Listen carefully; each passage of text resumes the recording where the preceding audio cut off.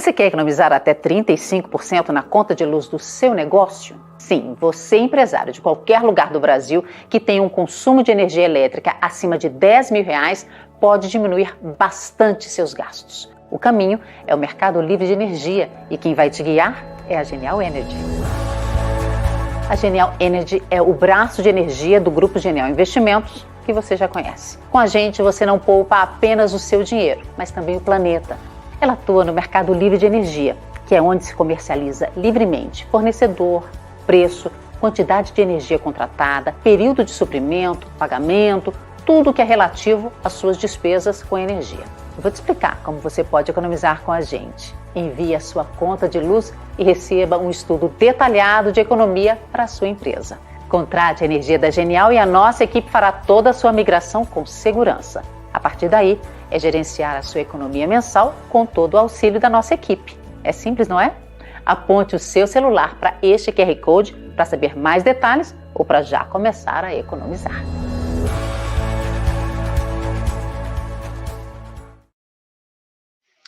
Olá, estamos de volta aqui com Conversa com o Zé Márcio. Temos hoje aqui a honra de receber o Gésner de Oliveira, da GO Associados, foi presidente da Sabesp. Vamos conversar um pouquinho sobre Petrobras, sobre fiscal, sobre o cenário para a economia brasileira. Olá, Gésner, muito obrigado por ter aceito o nosso convite. É um prazer enorme ter você aqui conosco. Olá, Zé Márcio. O prazer é meu, grande satisfação conversar com os maiores economistas que eu conheço e um prazer estar aqui na Casa Genial, que a gente respeita e admira muito. Ok, vamos falar um pouquinho sobre fiscal. Vamos começar lá com o cenário fiscal. Como é que vocês estão vendo aí na GO? Como é que vocês estão vendo o cenário fiscal? Quais são as preocupações? A gente aqui está bastante preocupado, na verdade, mas como é que vocês estão vendo essa questão fiscal ao longo de 2024, 2025, 2026? Olha, Zé Márcio, com preocupação, eu acho que a questão fiscal é o ponto mais frágil da atual política econômica. A mudança a mudança que foi introduzida com o novo arcabouço fiscal, ela procurou prometer e colocar para o mercado uma expectativa de equilíbrio das contas e superávit, mas se nós comparamos as projeções, as medianas das expectativas para déficit primário nos próximos anos, quer dizer, não há, por parte do mercado, um convencimento de que é possível equilibrar as contas públicas ou zerar o déficit primário nas atuais circunstâncias. A gente olha, de um lado, a meta estabelecida de equilíbrio no resultado primário e, de outro lado, uma curva de expectativas que é completamente discrepante, né? Você não vê nenhuma situação de reequilíbrio até 2026. Então, isso é preocupante. E as medidas tomadas, elas têm um desequilíbrio muito grande, porque elas são todas concentradas na arrecadação, em um esforço muito grande de aumento de arrecadação. Você pode discutir se esse esforço será bem sucedido ou mal sucedido, mas a verdade é que não há praticamente nenhuma medida do lado da racionalização de gastos. E é claro que há o discurso político e a decisão de política econômica são coisas diferentes, mas frequentemente aparece no discurso do presidente menções à mudança do limite de gastos, né? Recentemente, agora no lançamento do PAC Seleções, isso ontem, né? Voltou o tema, quer dizer, há uma frase ambígua, quer dizer, aumenta a arrecadação, aumenta os gastos, isso pode até, dependendo dos parâmetros, estar na regra. Agora, mudar o limite de gastos significa mudar a regra antes mesmo que ela seja testada no primeiro ano. Então, isso realmente, eu diria que essa maior fragilidade, quando a gente olha para os bons resultados até agora de declínio da taxa de inflação e, consequentemente, espaço para redução da taxa de juros, Isso é uma das grandes questões para frente, quando a gente olha 25, 26, se isso não acarretará uma fragilidade ainda maior e uma elevação da relação dívida-PIB que poderia comprometer todo o conjunto da política econômica. Então, eu diria que essa é a maior preocupação, Zé Márcio, realmente da política econômica. Nós aqui na Genial estamos com uma previsão de déficit primário de 1% do PIB esse ano e déficits em 2025 e 2026. A Exato. gente, na nossa projeção, a relação dívida-PIB continua subindo, não estabiliza, o que é preocupante, né? Porque a pergunta que a gente tem que se fazer, que a gente está se fazendo, é qual é a taxa de juros que os investidores vão pedir para financiar a dívida brasileira. Na verdade, a gente está numa trajetória de taxas de juros permanentemente muito altas, tá certo? Que é muito negativo para a economia brasileira, tá certo? Então, essa nossa preocupação também vai muito nessa direção. Agora, Gessner, uma coisa que me preocupa e que o ano passado foi bastante preocupante foi a evolução da taxa de investimentos, né, que nós tivemos uma queda, nós tivemos um aumento na taxa de investimento entre 2017 e 2022, mas a partir do final de 2022 nós tivemos uma queda substancial na taxa de investimento. Como é que você está vendo esse processo? Quer dizer, a minha avaliação, particularmente, é que tem muita incerteza, e incerteza gera uma queda de investimento do setor privado. Como é que você está vendo esse processo? Como é que você olha para frente aí nessa questão? Olha, Zé Márcio, eu acho que você tem toda a razão.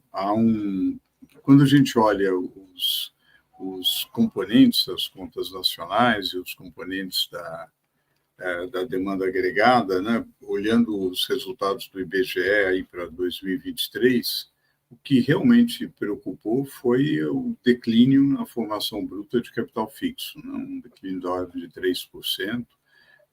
Como você disse, algo que, quando a gente olha máquinas e equipamentos, realmente um declínio bastante significativo, né?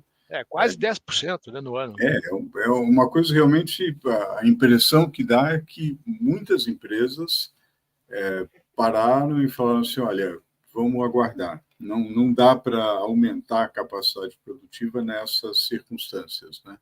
Quando a gente olha o comportamento da indústria de transformação, que também caiu, né? Quer dizer, o que subiu foi a extrativa, e certamente o agro teve um desempenho muito bom, excelente, mas a indústria de transformação foi muito mal. E alguns segmentos, como o segmento químico, por exemplo, foi bastante ruim, e isso naturalmente acarreta adiamentos no processo de investimento. O Brasil, cronicamente, você é um estudioso do tema, o Brasil, cronicamente, tem uma insegurança jurídica muito grande, mas eu tenho a impressão que essa insegurança foi aumentada, sobretudo olhando do ponto de vista de decisões de decisões importantes relativas à política tributária, pensando sobre o passado, né, que realmente acaba preocupando muito. Quando a gente olha, por exemplo, o contencioso tributário como proporção do PIB, é algo fenomenal. Nós estamos falando de um PIB, sei lá, da ordem aí de 10,9, lá, 11 trilhões, nós estamos falando de algo entre 7 e 8 trilhões de contencioso. É uma coisa completamente maluca. Então, eu diria que no curto prazo, as dúvidas em relação ao cenário externo, o quadro de incerteza, aliados a essa insegurança muito grande no quadro interno, acabaram adiando muitos investimentos. E a indústria de transformação, em particular, tem sofrido muito. Um alento, e eu acredito que você concorde com isso, um alento é a perspectiva de, no médio prazo, você ter uma mudança no sistema tributário. Acho que a perspectiva da mudança no sistema tributário é muito boa, a todos os exercícios de impacto da reforma tributária apontam para um crescimento, para um efeito positivo no investimento, eu, olhando a reforma tributária como um todo, realmente há um potencial de desoneração de investimento muito interessante, que talvez até em alguns casos fala, bom, vamos aguardar para fazer o investimento com um sistema de creditamento mais racional. Então, eu tenho a impressão que, assim, no curto prazo, muita incerteza, além da crônica incerteza histórica, com esse alento de médio prazo, eu tenho a impressão que, embora a gente tenha tido um bom comportamento em 21 na recuperação em relação à pandemia, um crescimento razoável em 22, razoável em 23, eu tenho a impressão que grande parte das empresas não vem as bases para um crescimento sustentado, para realmente você aumentar a capacidade produtiva, né?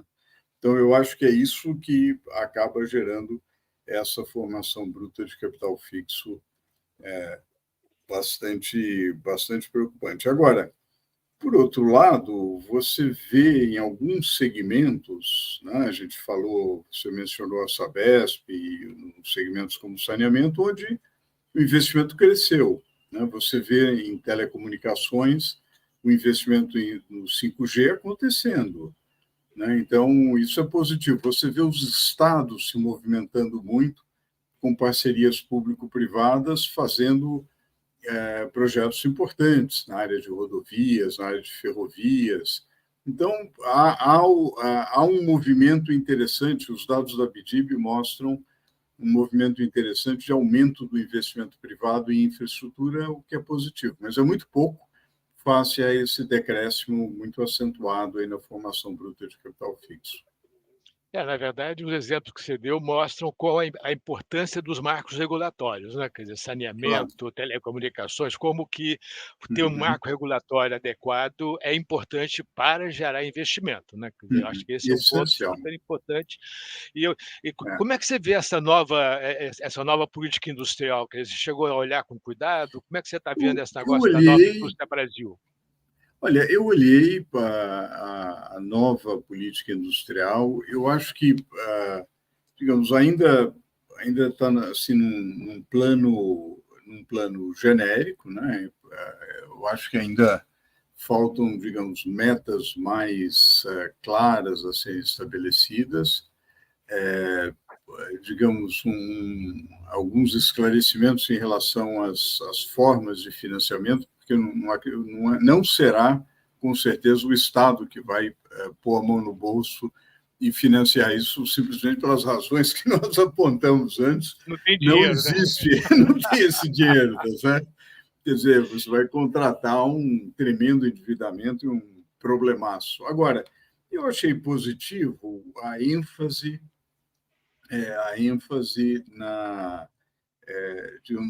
em você aproveitar as vantagens competitivas que o Brasil tem na posição do Brasil na corrida pela descarbonização, na corrida pela transição energética, na economia circular, na economia verde.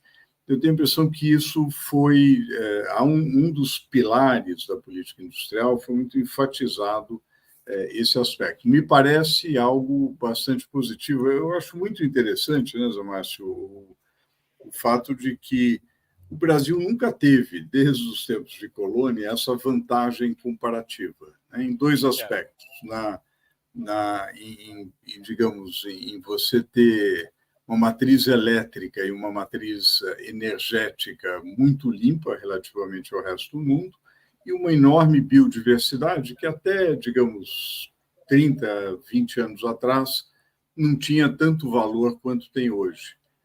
De certa forma, os documentos da nova política industrial captaram isso. Eu tenho a impressão que, se isso for feito com sinais de mercado, se isso for feito com um padrão de financiamento via mercado, tenho a impressão que há uma boa perspectiva. Tenho a impressão que tem um caminho a ser trilhado. O risco, na verdade, é você, quer dizer, cair na esparrela de voltar a financiar via banco público com, taxa de juros subsidiada. Usar o BNDES, nesse jogo, acho que esse é o grande risco desse processo, né, quer dizer, a gente Uhum. nunca sabe exatamente como é que vai ser. Agora, ô Gessner, nós vamos ter a privatização da Sabesp, como é que você está vendo esse processo? Olha, Zé Márcio, de forma muito positiva, viu? De forma muito positiva, porque eu vejo a Sabesp é uma empresa interessante, é uma empresa, muitas vezes as pessoas não se dão conta do tamanho da Sabesp, ela é a quarta, quinta maior empresa de água do mundo em termos de atendimento, né? Ela tem uma peculiaridade muito interessante, que ela é muito concentrada regionalmente. Quando você olha outras grandes empresas de saneamento, não tem a mesma concentração geográfica, né? Isso se deu pela história brasileira, cada estado fez sua empresa, isso vem do regime militar, e isso faz com que as economias de escala, economias de densidade sejam muito elevadas.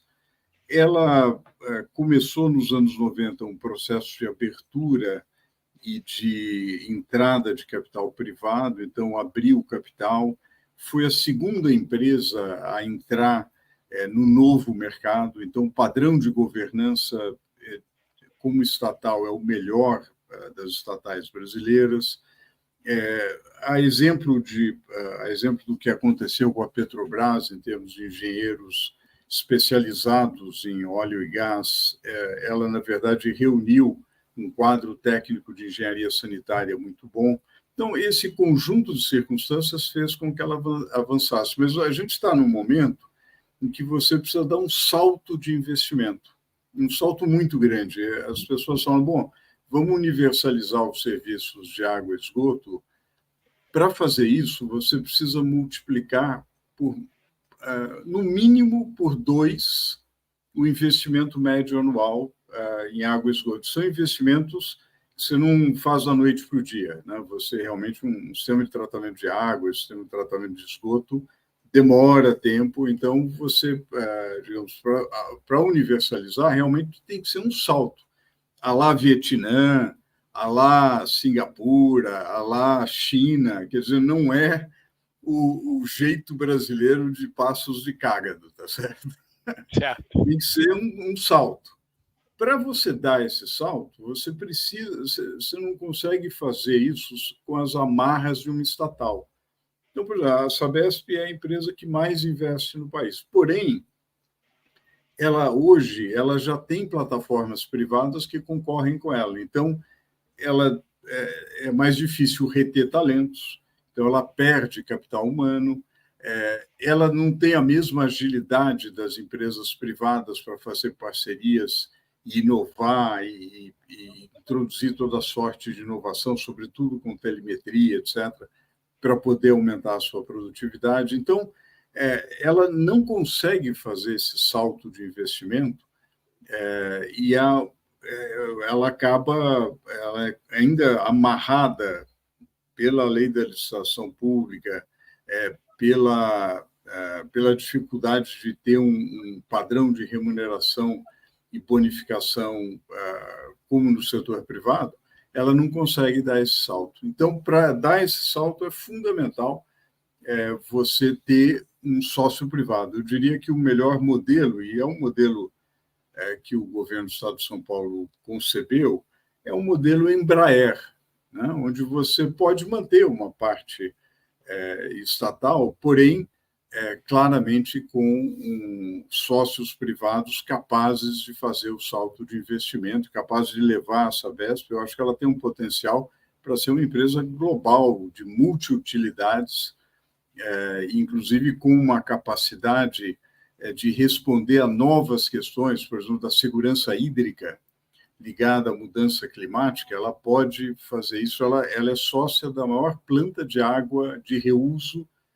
do hemisfério sul, que é o Aquapolo Ambiental. Ela pode replicar isso, ela pode avançar, ela pode investir mais em outras utilidades, em gerar energia ela já está gerando energia com pequenas centrais hidrelétricas, ela pode fazer mais. Enfim, há um sem número de atividades, mas tudo isso não dá para fazer com as amarras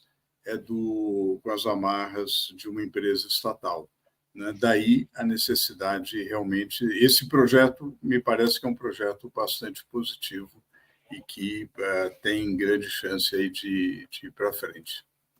Exige investimento, né? Quer dizer, Exige como investimento. você disse, quer dizer, o setor público não tem dinheiro para sustentar a quantidade de investimentos necessária para você dar esse salto, como você está falando. Eu acho que esse é um ponto super importante. Então, acho que realmente isso é uma questão que tem que estar aí no horizonte. E uma coisa, Zé Márcio, a Sabesp em particular, ela até, digamos, ela não depende da administração direta. Então, ela gera recursos, ela consegue captar bem no mercado de capitais, ela lança bonds, etc. Porém, há um limite. Quer dizer, se você for respeitar covenants com prudência, etc., você não consegue fazer o salto necessário, né? Agora, Gérner, quer dizer, essa noite nós tivemos aí a questão dos dividendos da Petrobras, quer dizer, o mercado reagiu super mal. Como é que você está vendo esse processo? Quer dizer, o fato da Petrobras não ter distribuído dividendos extras, a ideia é guardar o dinheiro para investir em outras coisas, a ideia, quer dizer, existe tanta fofoca no mercado aí que como é que você está vendo essa questão da Petrobras aí? Eu diria que, digamos, eu acho que uma estatal ela vai bem quando ela mimetiza os melhores padrões de governança do mercado. E vai mal quando você gera, digamos, uma apreensão em relação ao desconhecido, né? Então, por exemplo, por que não manter uma política de dividendos conforme esperado? Que possíveis investimentos a empresa vai fazer, e no passado recente fez com grandes problemas, isso acaba gerando uma apreensão muito grande, né? Apreensão em relação à expectativa de recebimento de dividendos e apreensão em relação a uma alocação não eficiente dos investimentos que compromete o resultado da empresa. Então, eu vejo, quer dizer, a reação do mercado é a reação esperada toda vez que você tem uma estatal que não se comporta de acordo com as melhores práticas de uma empresa de capital aberto. Na verdade, a Petrobras já mudou um pouco de direção nessa nova administração, né? Voltou com Abreu e Lima, a questão da indústria naval, quer dizer, está caminhando, quer dizer, devagarzinho, está mudando de direção, voltando um pouco a uma direção que teve no passado, né? Eu acho que isso é uma preocupação importante aí dos investidores, né? Eu acho que esse talvez seja a questão mais importante nesse momento. Tá certo? Bom, Gérner, muito obrigado aí pela conversa, excelente conversa, muito boa mesmo, tá certo? Eu acho que foi muito bom. Muito obrigado por ter aceito o nosso convite. Vamos ver se a gente faz outra conversa mais na frente. Tá certo? Vamos sim, Zé Márcio, um prazer enorme, viu? Um prazer enorme conversar com você, é um prazer enorme conversar nessa casa que a gente admira muito, que é o Genial, e conversar com você no Genial é muito, muito bacana, muito bom. Um grande abraço, muito obrigado pelo convite. Muito obrigado você por ter aceito. Até logo. Eu sou uma menina que, assim como a maioria da população brasileira, não nasceu rica. Os percalços que eu enfrentei na vida, nunca houve espaço para nenhum tipo de margem de dúvida de que eu era capaz. E aí foi quando eu falei, cara, daqui ninguém me tira agora. Eu nunca trabalhei para estar em capa de lugar nenhum. Eu não sabia que eu ia ser capa. Isso é bem importante, gente. E nessa nova temporada, teremos aqui como companheiro Sérgio Wall, fundador da Conta Black. Não tem também a questão da diversidade, porque são pouquíssimas pessoas negras que estão nesse mercado.